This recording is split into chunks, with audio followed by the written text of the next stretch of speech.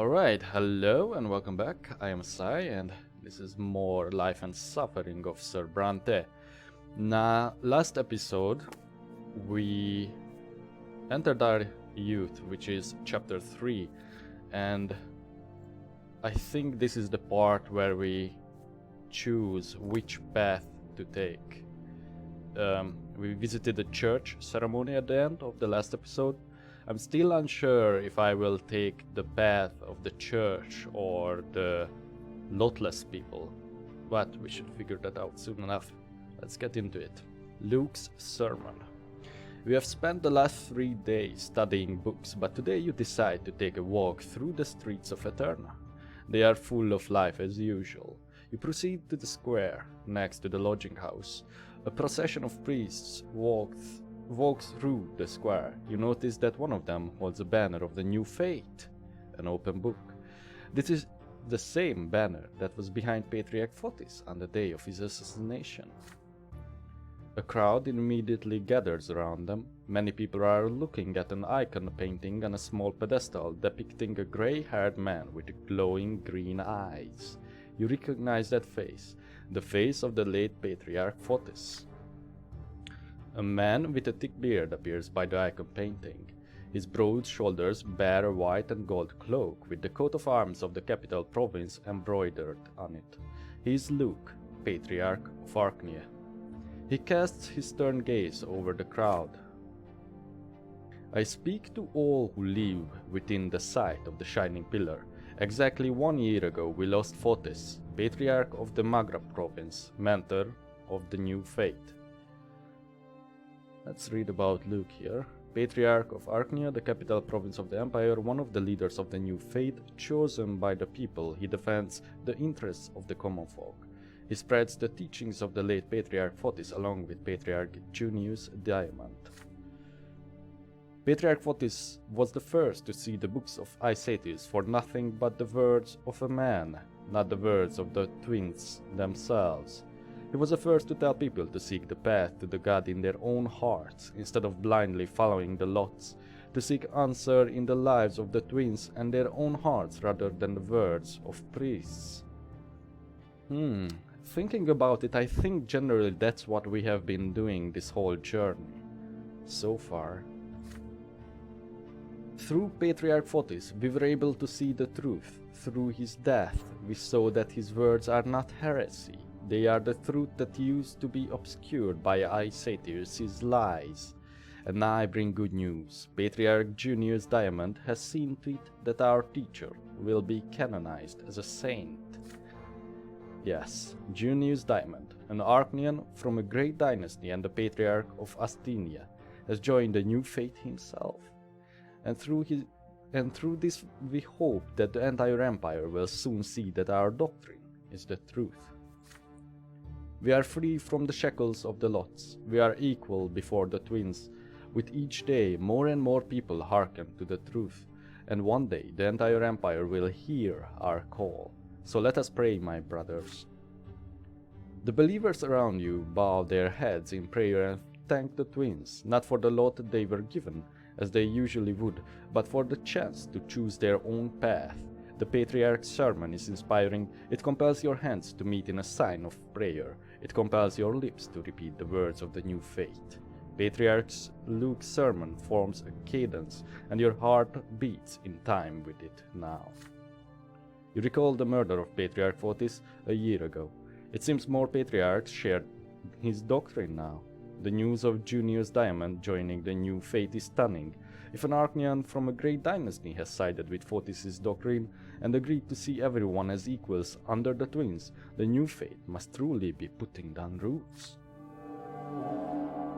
But suddenly, several figures appear by the podium, figures clad in black, with glinting silver on their sides, inquisitors. They push through the crowd and form a circle around Patriarch Luke. One of these priests rises before the crowd. He is clean-shaven, tall, with chiseled features. Everyone falls silent at the sight of him. The inquisitor speaks with a booming voice that can be heard by all. I am Father Ulrich. In the name of the twins and by my right as an inquisitor, I order you to turn around and leave. The words you are hearing are full of lies. Patriarch Luke has set out to poison your hearts and minds, and the Inquisition will not allow this heresy to spread. The only true path in life is the will of the twins. Life offers us no other choice. You are hereby ordered to disperse at once. Most people leave the square immediately. Few want to get involved with the Inquisition. Some people stay, however, and some even shout angrily. We want to listen to Luke. He is the Patriarch of Archnia, and he has more to say. Get away from our sermon, old believers. We will not listen to you and your hoary old lies about the lots. Inquisitors, bring those who may yet listen back to their lots, and leave the others to the champions of fate. The black-clad Inquisitors descend from the podium and approach the people who choose to stay. With nothing but their words, they make people stop shouting and start listening. The uproar ceases quickly. They have dissected the crowd, split it in smaller groups that surround each Inquisitor. One of these Inquisitors chooses to approach you. He is a humble-looking man of age with a rough haircut. He looks you straight in the eye as his lively, soulful voice forces you to listen to his words despite yourself. Jeremiah Hag, Inquisitor, one of the eldest and most respected teachers of the Divine Seminary of Eterna, an ardent old believer, he seeks to protect the faith from any new doctrines that might seek to undermine it. It always fascinates me how religious folk never even consider change or a misinterpretation in stories and, well, historically as well. I wonder what this will make us do. My name is Father Jeremiah. I know your thoughts were stirred by the Patriarch's words. You are not sure whom to trust. But I teach at the seminary. I have been studying the teachings of the twins my entire life. You can trust me. I can hear what I have to say. I know... What? I guess... I know you can hear what I have to say. I see their light in your eyes, the light of the true faith. Will you listen to my counsel, my son? You feel no malice in the words of Inquisitor Jeremiah, only hope.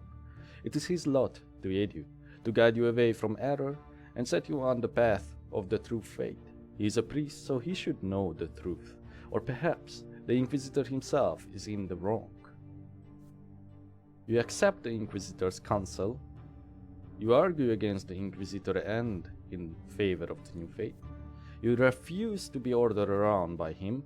It is not the clergy's place to give orders. No, we will get into a debate, of course. You start debating the Inquisitor, mastering all your knowledge and awareness of the new faith. The lots are an error introduced by Aesatius. They are incorrect, obsolete, and contrary to the way of life of the modern empire. Please hear me out, my son. In these difficult times, people of your estate are the ones most tormented by doubt.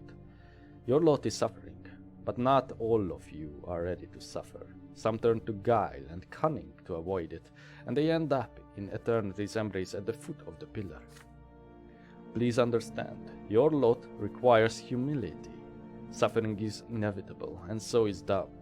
Each of them may temper your soul, yet each may also destroy it. But know this, if you have doubts, you are always welcome at the temple. No priest will turn you away in a moment of weakness. This is why we exist, to fortify faith in the hearts of all people, to bring the word of the twins to those who have gone astray. Know this, the Inquisition does not imprison everyone a suspect of heresy. We exist to protect souls, to guide and save them. We pursue dangerous doctrines and seek to rescue every soul we meet. Arrest or execution is our last resort, reserved only for sinners beyond redemption. You can see that I am merely speaking to you right now. I have not resorted to force, nor am I giving you any orders. Do not resist this, but rather consider the following. Did the Patriarch speak the truth? You answer that Luke's sermon was far more convincing than Father Jeremiah's words. Everyone blindly heeds the writings of Aesatius, who is but one man who decided he had the right to define the lives of generations to come. But people have the right to free will. You say they have the right to choose their destiny and bear the burden of their choice. Father Jeremiah sighs in response. It saddens me to see that you have been led astray so easily. Yet you are young. You should seek to learn the truth on your own. If you truly believe you can interpret the will of the gods, perhaps you should become a priest yourself. If you come to the Divine Seminary and prove you deserve a lot of the clergy, you will be accepted. I teach there, and I am always happy to see students of considerable talent, even if they have been led astray. But for now, you should leave this place. You will learn nothing by facing the champions of fate. With this, Father Jeremiah leaves you and proceeds further. You leave the square freely, your dignity preserved. The remaining people in the square continue arguing with the other inquisitors. Armed champions of fate stand nearby, but they do not intervene. Luke and his retinue can no longer be seen. Eloquence. Tongue-tied. Your ability to instill faith, to guide and lead people with your speeches. Most important to the Inquisitor. You walk back to the lodging house, mulling over Father Jeremiah's words about the seminary.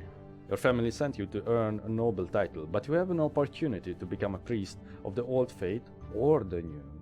If you see your destiny in service to the gods, no one has the right to stand in your way.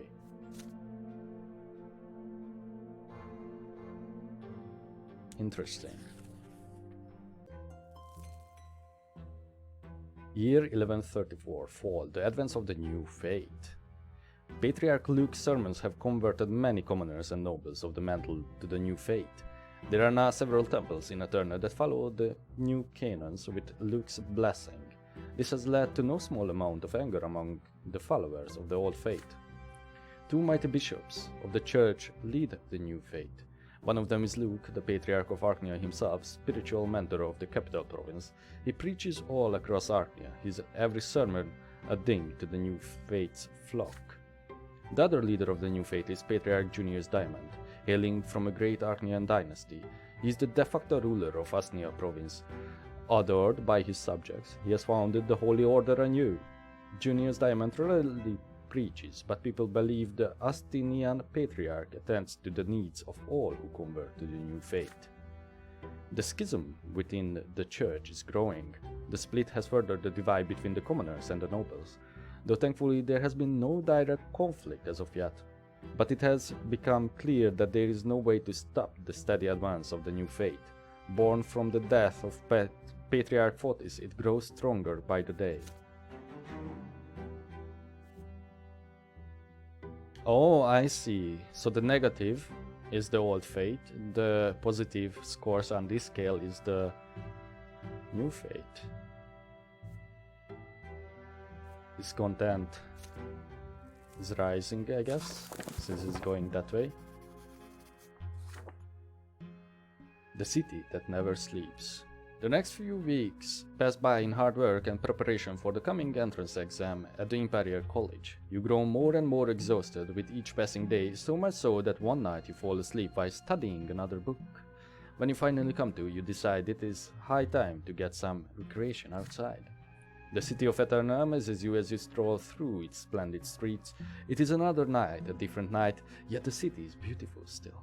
The shining pillar is a slice of light against the dark night sky. The lamps and the facades, how do you say this? Facades? Facades, yes. The lamps and the facades of the building are lit. Night descends on the capital. You don't feel like going back to your books tonight. Recently, you made the acquaintance of several young men. They are children of nobles of the mantle just like you, sent to the capital to earn their noble titles at the college. You decide to seek them out. Your new friends are having a late dinner on the next street over, loudly discussing their plans for the night. Some speak eagerly of a dueling club, where you can see the most skilled and ardent duelers in the Empire doing what they do best. You have never seen professional duelers fight. It must be far more exciting than father's fencing lessons or the fight in the ruins of Anisote. If luck favors you, perhaps you can even make useful contacts among the noble families in the capital. The others try to convince the rest to take a trip to a certain secret salon. The establishment is expecting a guest tonight, they say, a young lady who speaks about the true state of affairs in the Empire. There are many questions about the nature of the place and identity of the mysterious speaker, but the young men have only one answer. They are forbidden to speak about this outside the club. Okay, fight club, okay. However, they can take you there as long as you aren't afraid to learn a dangerous truth. So this is clearly the cutthroats. Not the cutthroats, sorry, Lotless. There are others still drinking their fill of wine rather than eating. Fencing, they say. Speech is nonsense. The place you ought to go tonight, they claim, is the Markian Society, a gathering for those of common estate but uncommon opinions that offers pleasures for everyone. Pleasures of the palate, pleasures of drink, pleasures of the flesh. Is this not heresy and a crime? Perhaps, and yet some of your newfound friends are eager to go there. In the end, your group splits in three to spend the night as they see fit. What will it be? A contest featuring the best fencers in Eterna? An establishment both mysterious and dangerous? Or an encounter with people who defy their lot with audacity? You weigh your options. Interesting. Go to the dueling club. You decide to learn from the Empire's best duelers. Secret Salon. You choose to see this mysterious lady and listen to her dangerous speech. Or you agree to join these people who have traded away the bliss of the hereafter for all the pleasures of life. Now this is confusing because none of these seem religion related, right? Maybe we are forced to take a choice because we took religion first, so now we have to explore another option. Or maybe this is the religion one. This is the Lotless then, I guess, and this is the nobility. I'm tempted to go to the salon anyway, so let's do that.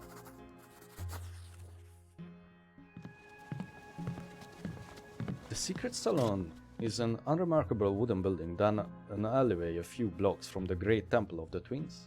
A couple of tough taciturn, I don't know that word, sorry. Fellows at the door eye you suspiciously. Their faces are obscured by hoods. One of your newfound friends nods to them, and you are unloved inside. The inner rooms are stuffy and overcrowded. All the partitions have been removed to make room for more people. There is a raised platform next to one of the walls, perhaps a stage. There are benches all around. They are occupied by people of the common estate, most of them modestly dressed. They are artisans, tinkers, street vendors, students, yet you see that some of them are wealthy and impeccably dressed. A mop-headed young man dressed like a low-ranking clerk appears on the stage. He claps to attract the public's attention. When the house goes quiet, he reads a series of pamphlets condemning the supreme authorities of the Empire and their obsolete rule. A group of young men appear on the stage next. Their faces covered in blue paint. They perform a derisive play entitled A Day in the Life of the Tempests. So this is kind of like a revolutionary book club, probably.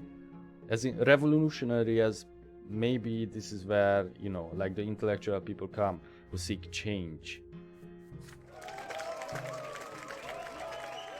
The performances are many, but their goal is always the same. They all claim the Empire is stuck in the past and has to change. Then finally, after another voice of accusation, a young girl appears on the stage and the crowd immediately grows silent. This is her, the mysterious guest they were talking about. You look at her from the crowd, you see short black hair, a slender figure, and those familiar shining eyes. Sophia. Brothers and sisters, you all came to this place because deep in your hearts you know. It's Sophia, the girl who used to live next door. She's grown so much since you last seen her. But what is she doing here? But before Sophia even finishes her first sentence, a short man in a shabby jacket jumps up onto the stage. He flashes a badge and screams at the crowd. Nobody move. You are all under arrest as accomplices to an insurrection against the Empire. Imperial gendarmes barge into the house, swords and crossbows glint in the dim light. First there is confusion, then panic. Screams of fear and outrage fill the hall. Sophia's already gone. You can barely hear the cries demanding that you stay where you are. People start pushing against the gendarmes, against the doors, against the windows. The din is deafening. Only one thought remains in your mind. You have to run. Run away as fast as you can. You push your way to the furthest window in the hall. A hand grabs you by the sleeve of your jacket.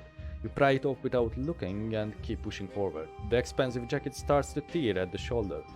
The window frame breaks and falls outside. You drop down after it. Shards of glass bite into your hands, but you barely feel the pain. You will have time to feel it later. But now you need to run.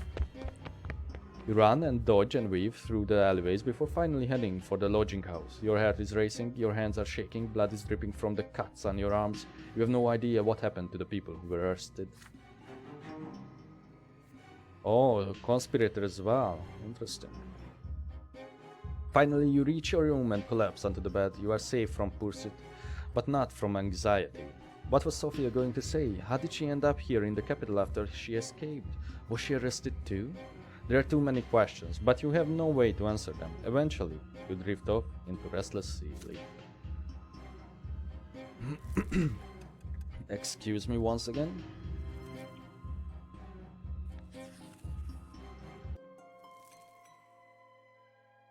One thing I am worried about, that maybe the new fate, then if this is the path, or they are intertwined. Something about, you know, magic in the end, messing everything up.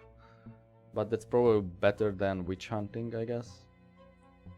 Since that one crazed kid in the school who burned the teacher, you know, and quite enjoyed it, was quite an odd experience. But on the other hand, Sophia seems chill. Year 1135, spring, the Code of Laws. You are on your way to the largest library in Eternity to study for your entry exams. It is right next to the college. The streets are full of people. Everybody is excited. You hesitate for a few seconds, then let your curiosity get the better of you and head towards the place where you will soon study. Before long, you hear the shouting. The great chancellor is about to give a speech about the future of the empire.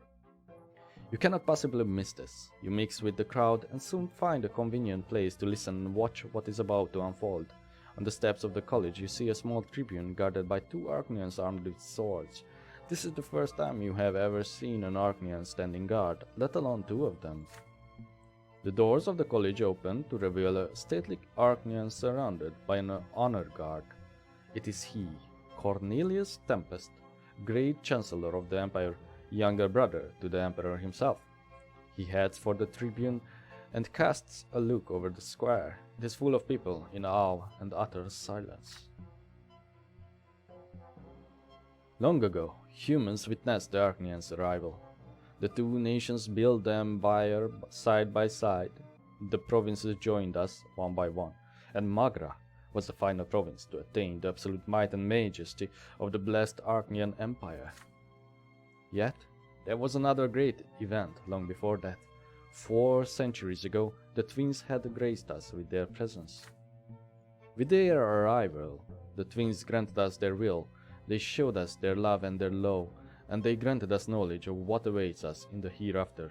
They chose the dynasty of Tempest to rule the empire, and from that day forth, our dynasty has ruled this land, ordained by the gods themselves. Let me quickly go back. 4 centuries ago. When did the Archnians arrive? It doesn't say. It doesn't say. Moving on. However, it is our duty to the twins not to seek power for power's sake, but rather to lead the empire to further prosperity. And so the Great Imperial Council is soon to review and adopt a new set of laws called the Creed. Under the Creed, all estates will be granted rights. Under the Creed, there will be one law for all Imperial citizens to obey, human or Archnian, from the lowliest commoner to the Emperor himself. The strife among the estates will end, a single law will resolve all of our quarrels. Glory to the Empire. The great chancellor throws his arms into the air. The crowd murmurs and applauds in approval. Cornelius Tempest casts another look over the crowd and leaves. The crowd disperses. The sounds of agitated discussion are everywhere. Is it true that the Emperor's dynasty seeks to grant equal rights to all estates? What will happen to the empire then? Yeah, that's very strange. Oh, look at the stats on the side. Old nobility in power, overseer in power, struggle for power, commoners in power, or reign of terror if we get too high. This seems to be like a fine balancing scale. Oh, the girl from your past. It is early morning, you have been awake since sunrise studying. There is a knock at the door. Is it a letter from home or a hotel servant? You open the door and freeze, stunned. Hello, Brante. Before you stands Sophia, the girl who used to live next door. She is all grown up now. She looks so different, but you would always recognize those blue eyes, no matter what. You gesture for her to come in. Sophia enters the room, glances around, and sits in an armchair. You eye the girl you used to know as you sit across from her. But the young woman you see now has little in common with the girl you used to know. There is cold steel in the way she looks at things. Her hair is cut short. But what is she doing here? I can explain. I've been living in Eterna for a long time now, ever since I ran from Anisote. I heard the other day that you'd left for the capital to get into the college, so I found you, and here I am. You ask how Sophia learned about your arrival and where you are staying, but she answers your questions with an enigmatic smile. We'll get to that later. Right now I want to see how much you've changed since we last saw each other. As for me, I've changed a lot. I'm a whole different person now. You look away as you recall your previous encounter, back when Sophia ran away from her Archnia master. Sophia chuckles as she continues. Would you like to know what happened next? I traveled through the entire empire all alone. I had nothing. My journey ended only when I reached this place, the capital, with all its important people and events. This is the heart of the empire. It's a place where I can make a difference. I've made friends here, found people I can truly call my family.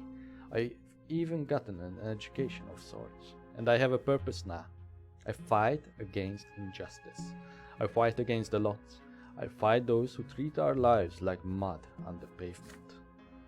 And no, I'm not afraid to tell you that. I came to you for a good reason. I need help. I know you. I have faith in your good heart. And besides, this is also about the Imperial College you want to enroll in. There is a scholar there by the name of Bartolomeo Dextra. He teaches natural sciences at the college.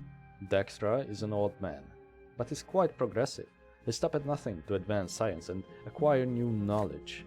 As you know, only second-generation nobles or above are allowed to teach at the college, but Dextra is a commoner. He forged his patent of nobility to get a position at the college. But the Secret Chancellery recently learned of this. Dextra is about to face true death for this forgery. But how is this justice? A man wants to teach people, and for this, they're going to take all his lives. They're going to punish him for the crime of being born in the wrong estate. It's evil and obscene, and I will not stand for it. Dextra deserves to be rescued. Have you guys heard that story about, like, people pretending to be doctors and they are not at all? This is kind of what reminds me of, but well, I guess you are playing with human lives at the stake, but here you are playing with their minds. But I don't want to put anyone in danger, so I need your help. You're from a rich family, you're almost a noble. If you help me get Dexter out of the city, nobody will suspect anything. No one will know, and the scholar will live on to continue his research elsewhere, far away from the Secret Chancellery. Will you help me? You feel perplexed by Sophia's sudden request. She's asking you to break imperial law and undermine the work of the Secret Chancellery to save this scholar. Rescuing Dexter would be an adventure, but it would also be incredibly dangerous. And besides, Dexter is a fake noble. He resorted to lies and deceit to get his current position. How much does this matter to you?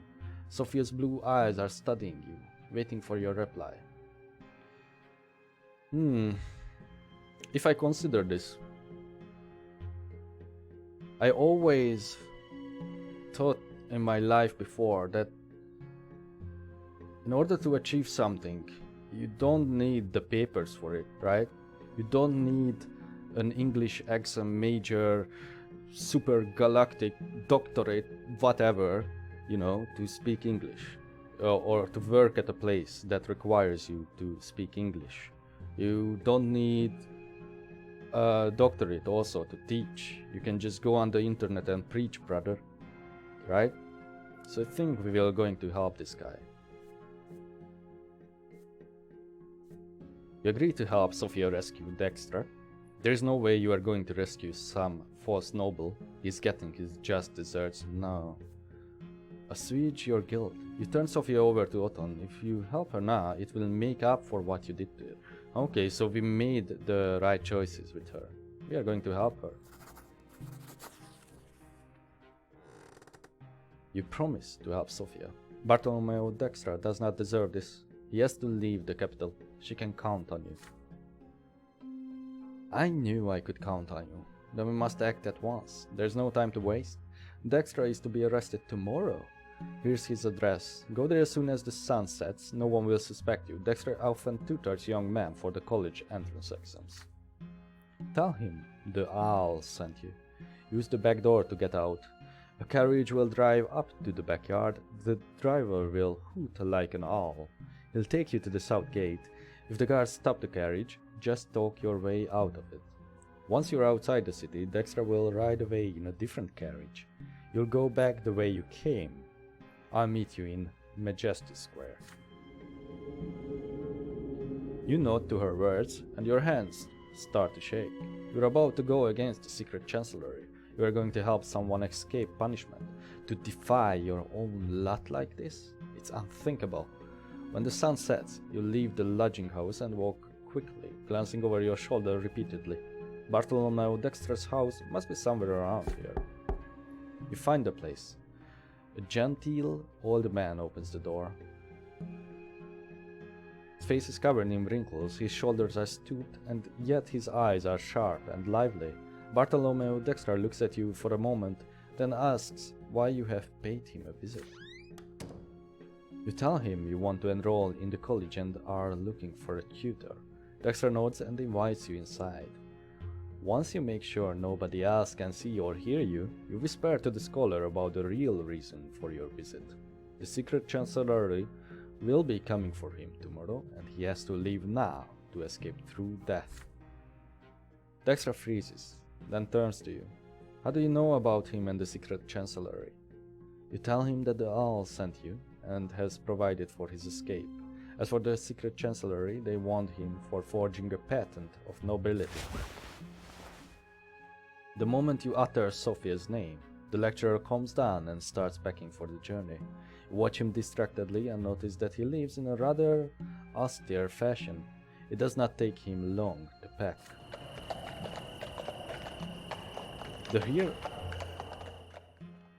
Hear the quiet clacking of hooves in the yard. I guess you hear the quiet clacking of hooves in the yard. Carefully, you and Dexter proceed to the backyard of the building. You see a carriage there. The driver hoots quietly. You get in. The carriage rolls down the road. There is tense silence in the closed-off space inside the carriage. The scholar wrings his hands anxiously. Through the carriage windows, you see the massive city gate passing by. You are almost outside the city, but then a loud voice reaches you. Halt! You criminal scum! The driver obediently halts the carriage. 2 city gendarmes approach you. You leave the carriage to face the gendarmes before they can get a peek inside the carriage. They look you over and ask, where you are going so late at night. You tell them you are the son of a judge in Magra, here to enroll in the college, and right now you wish to visit the estate of a newfound friend. To convince them further, you mention the name of a noble son you have become friendly with. The gentle mayors release the carriage and wish you a pleasant trip. You drive along the high road until you encounter a peasant wagon. Dexter will take it to seek refuge far away from the capital. Before the two of you part ways, he pats you on the shoulder and tells you that you have done a truly brave deed. You return to the city without incident. You find Sophia in Majesty Square as agreed, sitting on a bench by a streetlight, reading a book of some sort. She closes the book when she sees you and offers you her hand. So, did everything go according to plan? You nod. Then we've earned ourselves a bit of free time. Let's go. You set off on a walk through the maze of narrow back streets. Finally, you have some time for questions. What happened to Sophia over the last 2 years? She was just a girl before, a servant. How is she now, a revolutionary? Sophia just smiles sadly. You see what I can do. I'm not just a girl. The Inquisition caught up with me when I ran away from Anisote. I ended up in the House of Humility. Dreadful place. I got collared. Do you know how it feels to lose your free will? Losing everything that makes you, you? She unclasps the tall shirt collar that had been hiding her neck all this time, and you see the round mark from the anti-magic collar. They say a scar like this will remain even after a lesser death, but I got lucky. Patriarch Junior's diamond saved me. Diamond took me and the other mages from the House of Humility and removed our collars. He made me one of his attendants. He taught me that there are no lots. He told me that I am like this not because I am a freak, but because it's my nature. He told me I can find a path to the twins like anyone else in the world. And then I was taken. I mean, I got out on my own. I found my own lot to protect the common people from the noble yoke, to help others who are as unlucky as I am, to fight for a different world, a world where everybody has equal rights, a world where mages don't get robbed of their will just because of one aspect of their birth, a world where the nobles no longer tread upon the commoners. Yes, this is our dream, but we are still so far away from it. But I will keep moving towards it, and I stop at nothing. A strange, distorted expression appears on Sophia's face, but she quickly returns to normal. You keep walking until you are at your lodging house again. For a moment, you just stand there looking at each other. Then suddenly, Sophia embraces you. For a moment, she remains steady in your arms and whispers, "You should join my cause. If we work together, one day we'll become a force to be reckoned with. I know you came here to find your way, but I never believe you really want to bind yourself to other people's laws and desires for the rest of your life. The path I walk is dangerous. It's almost hopeless, but it's worth living for. Think about it. Goodbye." I don't like this sentence. One day will become a force to be reckoned with. She's starting to speak more like a terrorist, but I still share her values. Then she withdraws just as quickly and disappears in the dark streets of Eterna. You make your way back to your room, exhausted by the events of the day. Was this really just a single day in your life? More scheming. Why we got one Waller? Interesting.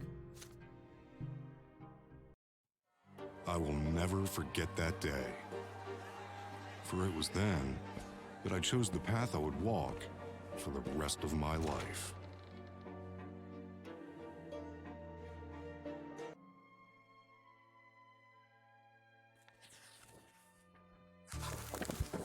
The 3 lots. There are only a few days left until the Imperial College entrance exam. History, law, theology. You spend all day reading and rereading the books you brought with you, staying at the library of Eterna for hours, sometimes until it closes. As the day of the exam approaches, your hands start shaking more and more, and finally, the day comes. A clear sky hangs over Eterna today, the breeze is warm.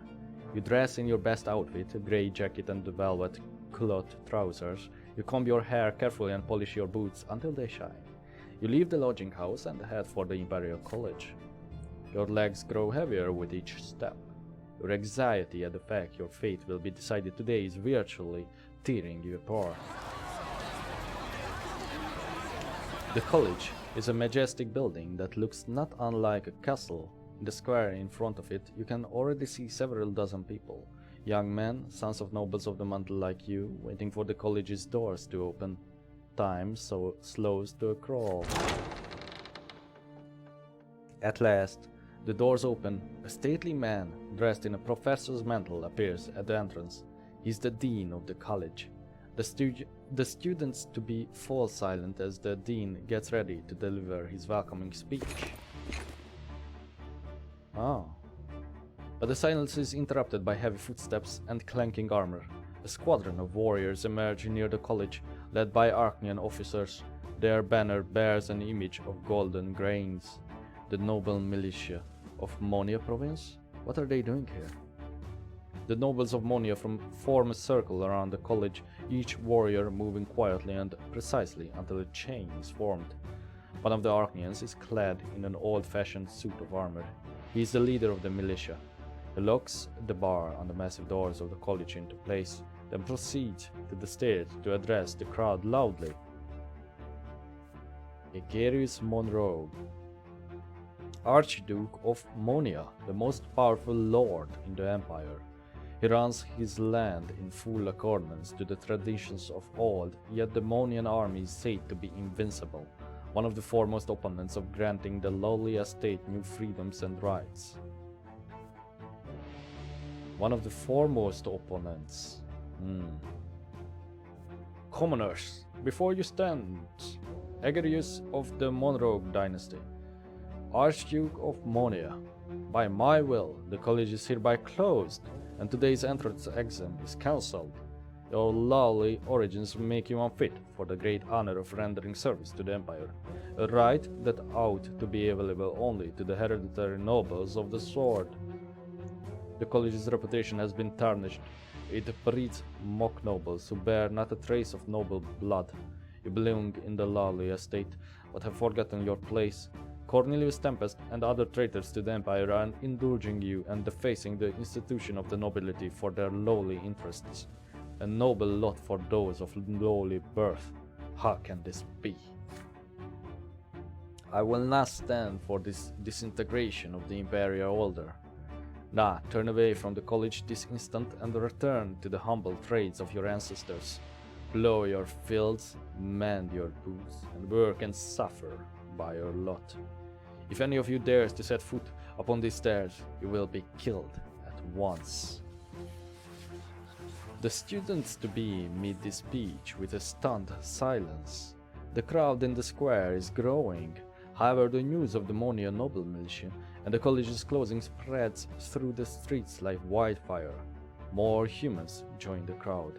College students, commoners, officials who work hard to be ennobled. Unrest grows around you. You hear people calling to rush Archduke Monroe forces to take control of the college and defend your right to become noble. The Emperor himself gave us this right. We have to fight for it. This is a decisive moment for all of you. The old gentry has challenged you. Will you accept this challenge? In the face of this shameful illegal act by the Archduke's forces, you may prove that all of you deserve the noble lot. You will need to break through the cordon, get inside the college and take control of it. The nobles will never dare hurt you if your presence is strong enough. If you are ready to risk it all and fight for your right to the nobility, you will have to lead the charge. People keep coming to the square in the meantime, including students and teachers from the Divine Seminary. The lot of the clergy is to guide others to the right path. When the estates clash, the priests are bound to intervene. The seminary teachers instruct their students to form a line between the noble militia and the outraged crowd. The priests begin telling the warrior nobles and the riotous commoners to return to the preordained divine order. lest they provoke the wrath of the gods. The wrath of the gods. As the priests utter these words, the crowd around you disappears. A vision appears before your eyes.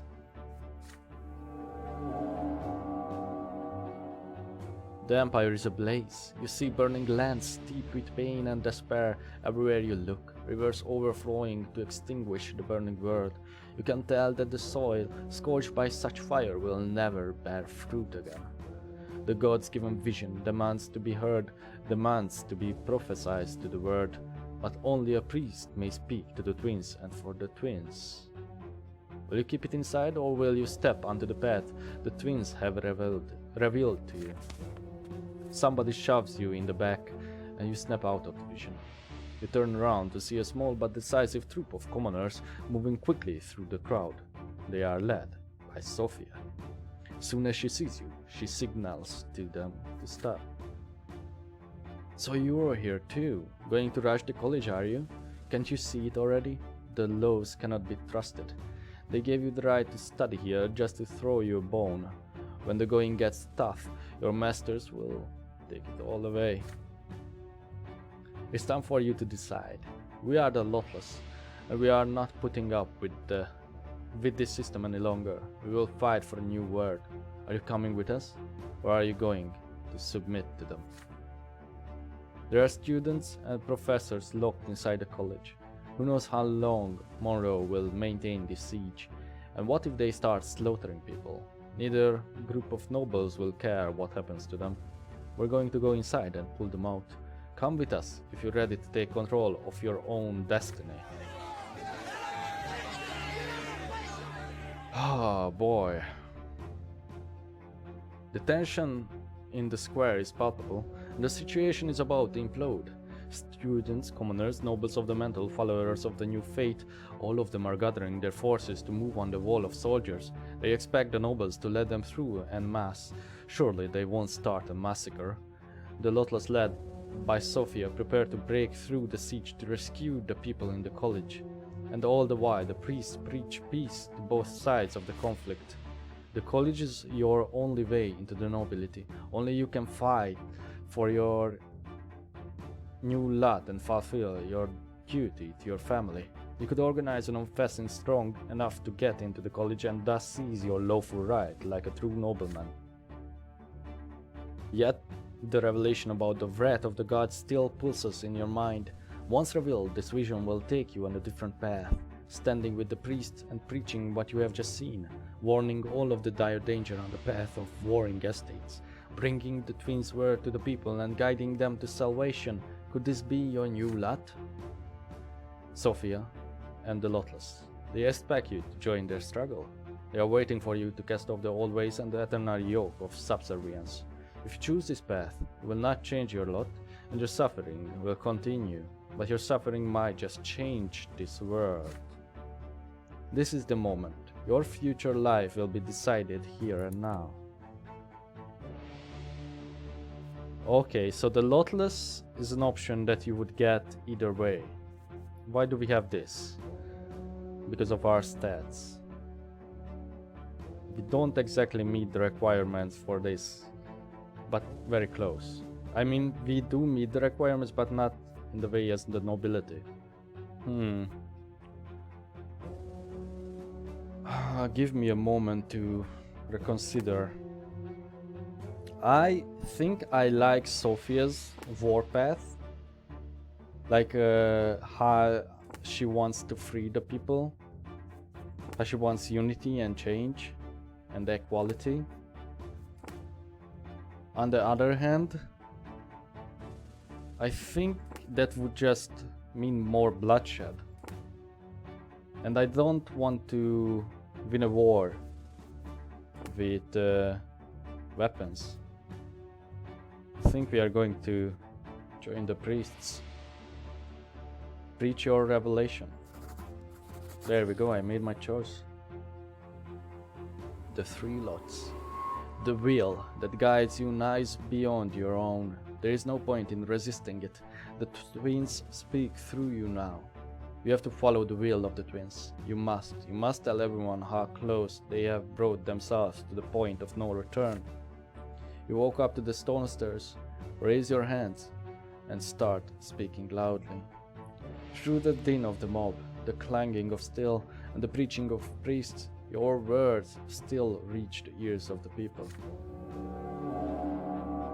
There will be a dreadful fire in the city of the silver tree. In its flames, the ancient order will be lost forever. The god's wrath will be upon the empire, and the land shall be soaked with blood. Their judgment will come, followed by the death of all that lives. The last thing the world shall see will be the twins' faces, shedding bloody tears for their beloved creations that have gone astray. Such is the world's fate. Yet, it's not too late to change it. As you utter the last words of the revelation, you grow numb and rigid as the vision leaves you. There is a crowd around you now. They heard your every word.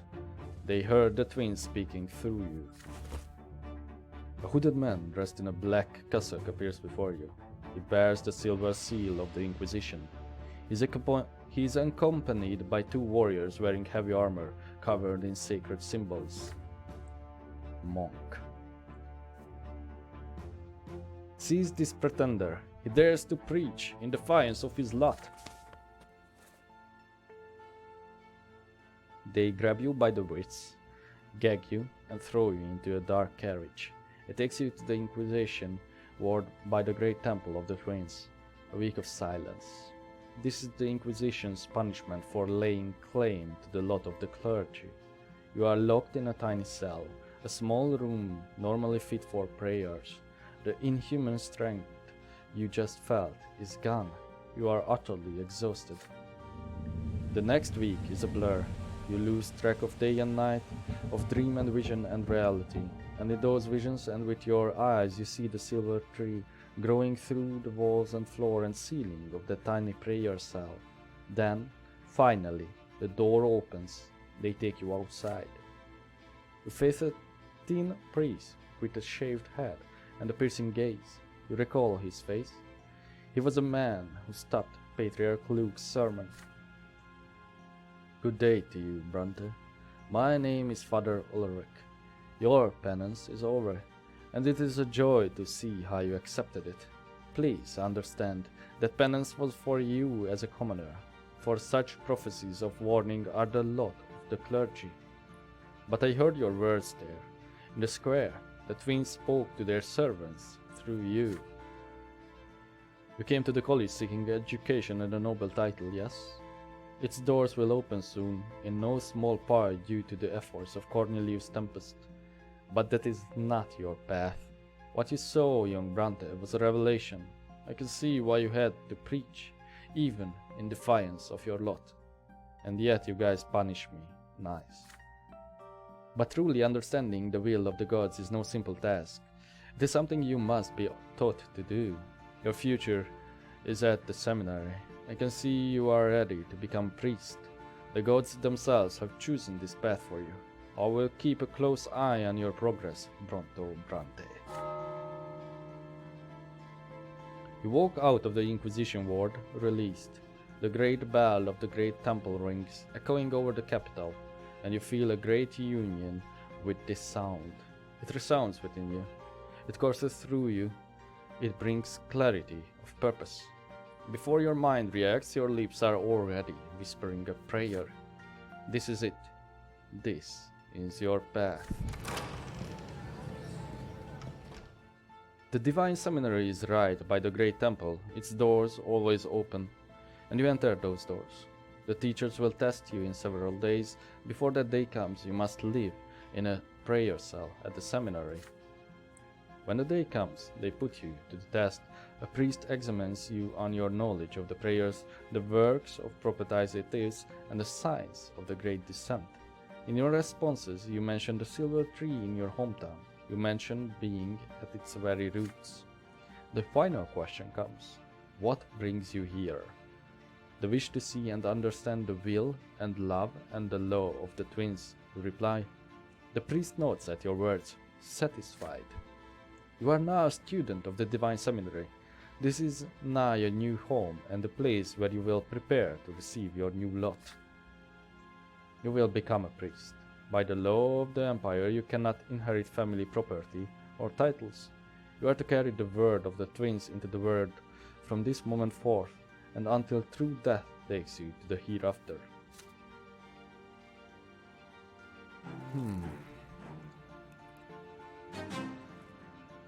Path of the Priest event has happened. You enroll in the seminary hoping to become a priest and assume the lot of the clergy.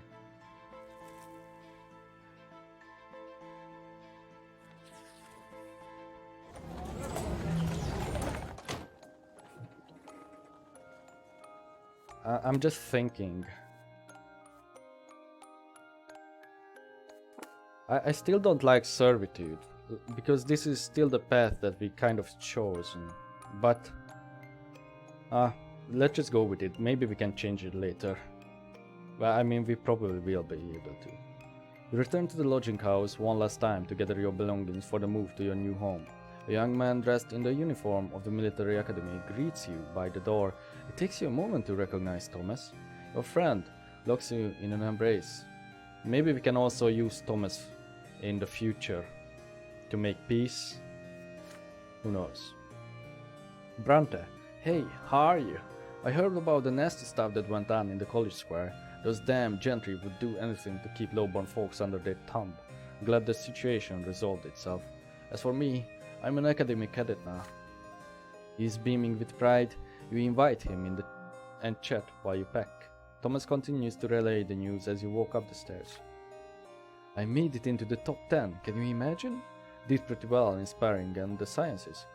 It was all thanks to the help you gave me back in school in Azote. I'll be studying the art of war now, and then it's a quick march to a noble title. How about you? You tell Thomas about what happened over the past few days and of the path you have chosen. He remains quiet as you speak. Both of you realize that you may never see each other again. You know, Brante, here's what I think. You may have your own path in life, but you're my friend. We gotta make sure our friendship lasts forever, no matter what happens to us. Here, I brought 2 brass rings. If the old tradition is to be believed, both the rings and their wearers will always remain close to each other, no matter where fate takes them.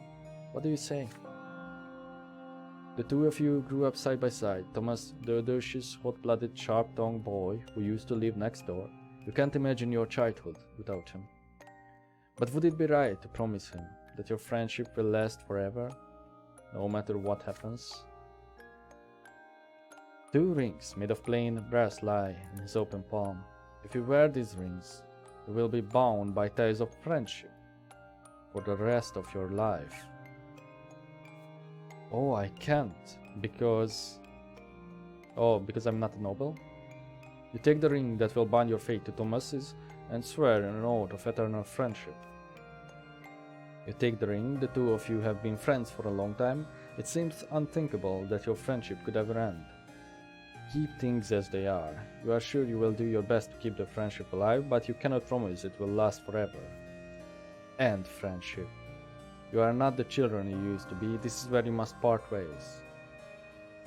I'm thinking about reasons why we should take it, why we should keep things... Like, this is a dick move. This is almost worse as, like, just ending it, right? Like, if your friend asks you, like, hey, you want this, like, friendship ring, friendship bracelet, whatever, let's be BFFs? You know? And then you say, like, I think we should just stay the way we are. That's, like, almost seems like you are using them, right? This is honest. And I'm just afraid that if I choose this, then later on in my fate roll, I will be bound by this damn ring to do something for him. I think I have to take this. I will take the ring. You take one of the rings from his outstretched palm. The 2 of you have walked side by side ever since you were children. Even though your paths in life may diverge, nothing will ever tarnish your bond. You are ready to preserve your friendship in brass forever. You put the brass ring on your pinky, a perfect fit. Thomas does the same. He starts beaming again. Now we're friends forever, for all eternity. We gotta celebrate this. Come, come, I know a place, I gotta show you. Tastiest meat I ever tried, Brante. My treat. The two of you go to a noble salon by the square of Emperor Severin. Surrounded by tobacco smoke and meat bottles, you wag your tongues, recall the days of your adolescence, and make plans for the future. Nobody knows what could be waiting for you, but you promise you will never lose sight of each other. Your friendship is strong enough to stand the test of time.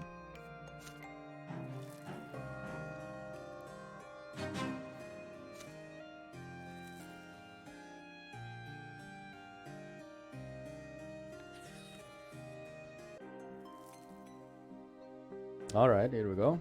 Year 1135 fall, a letter from home. After deciding to enroll into the Divine Seminary, you ride back home. It isn't an easy letter to write. Father sent you to the capital to enroll in the college. But who could have predicted Archduke Monroe's assault on the college, or the revelation that found you here? Your family replies quickly. You receive their letter in just a week. Father is not happy with your choice, just as expected. My son, I realize that these are the difficult times in the capital. Nobody expected an attack on the college. Had you have been more firm, you could have upheld your right to study there. Cornelius Tempest will ensure that the college opens again, yet you have already rejected the nobleman's lot. It seems your grandfather was right. Oh, that's rough.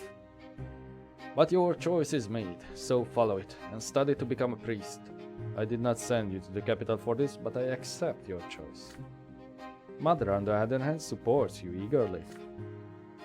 My dearest son, I'm so proud that you have chosen to follow your destiny, even if it means going against your father's expectations. I always knew you were born to carry the twin sword in the world. This is as it should be. Nathan echoes mother's sentiments. The path of the faith may be even more noble than the path of a noble. I'm going to go to the seminary in Arizota like you. We're going to live the same lot, you and I. You always show me the way. I wonder if Nathan's path will always be the same as yours, so if you are noble, he will be noble. If you are lotless, he will be lotless. But he does seem like a priest type from the beginning of the game, or the story. You are not surprised to learn that Stefan and Gloria are disappointed in you, each for their own reasons. How could you defy Father's will?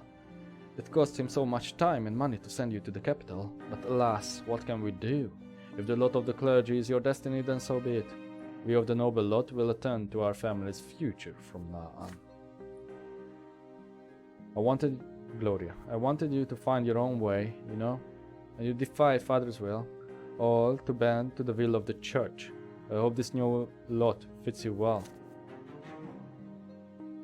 Well, more affection with Mom and Nathan. Oh.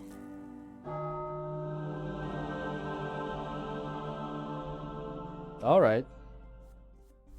What do you guys say? I think we stop here for now. Pick it up in the next episode. I enjoyed this.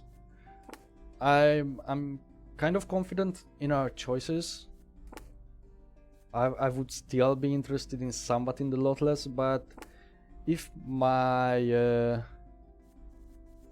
goal is to bring unity to this empire, to lift everyone up, to be equal, I think we made the right choices. Otherwise, the way I see it, all the other two seem to be focused on oppressing someone, and well, both ways, I guess, because the Lotless want to oppress the nobles, I guess, and the nobles want to oppress the common folk. So I think this is the right path, the middle ground. Alright, that's enough. I will see you all next time, and I hope you enjoyed. Bye bye.